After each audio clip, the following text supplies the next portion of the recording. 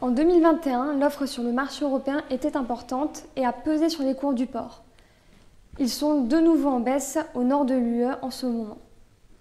Face au contexte économique compliqué pour les éleveurs européens, les effectifs se replient dans certains pays.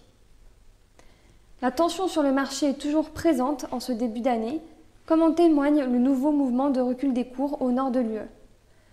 Depuis janvier, le prix du porc au Danemark a perdu 7 centimes, moins 2 centimes en Allemagne et moins 1 centime aux Pays-Bas. Le marché européen est toujours soumis à une offre importante, tandis que la demande intérieure et à l'export est en berne. Les capacités d'abattage mais aussi de découpe restent soumises au manque de personnel, mettant sous pression les cours du porc et impactant les marges des abatteurs-découpeurs. En France, le prix du porc est quant à lui toujours stable, à 1,43 € le kilo classe SE. Une évolution significative à noter ce mois-ci, c'est la reprise de la cotation espagnole, plus 5 centimes entre le début janvier et le 8 février. La demande semble repartir au nord de l'Espagne et les poids d'abattage seraient même en baisse. Malgré tout, la situation économique des éleveurs européens reste difficile dans le contexte des niveaux records des coûts de production. Les effectifs porcins se replient de manière significative en Allemagne, au Danemark, en Pologne, mais aussi au Royaume-Uni.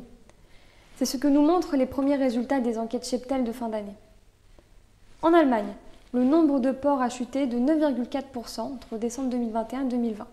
Le nombre de truies, lui, décroche de 7,3%. Entre l'AFPA, les règles de bien-être animal, la mauvaise conjoncture, de nombreux éleveurs ont cessé leur activité. Près de 1600 élevages en Allemagne ont fermé en un an, soit une baisse de à peu près 8%.